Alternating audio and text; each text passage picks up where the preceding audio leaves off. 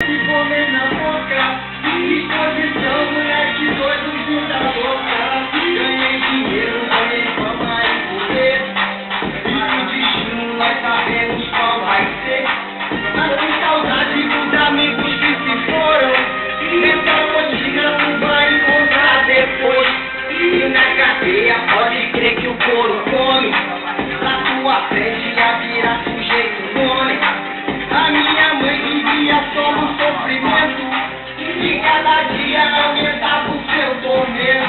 Quando eu matava e roubava, era a rotina normal. E todo dia minha foto saía lá no jornal. A resolvera que pagava era mais de 1 milhão. Eu e meu corpo, minha cabeça jogada no chão. Deve tomar, deve morrer da papel. Mas tive sorte no amor, achei minha Cinderela. Eu só andava de terra, me carrão e pensava. Mas quando me apaixonei, eu decidi me mudar. E na missão que eu fiz, ainda lembro da cena. Deixei no meu Filma aqui, mano. Vem cá te filmar. Eu ia atrás. Vem me filmar, mano. Vem cá, velho. Quer acordar? E de repente me dá lágrima rolou.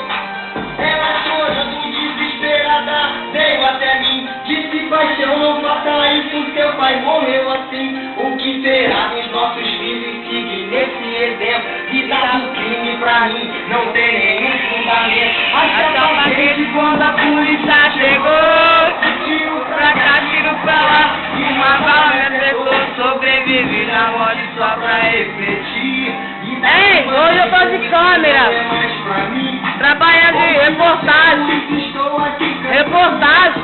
E do passado triste vivo me lembrando. E a minha história todo mundo já conhece. Graças a Deus, teve 5-7. Hoje na Concurso estou. E aí, nós estamos aqui no Batifone aqui bebendo, tocando som, tá aqui comigo. E a minha história todo mundo já conhece. Graças a Deus. Vamos lá, vamos lá gravar a voz. Agora quer dormir, amigo.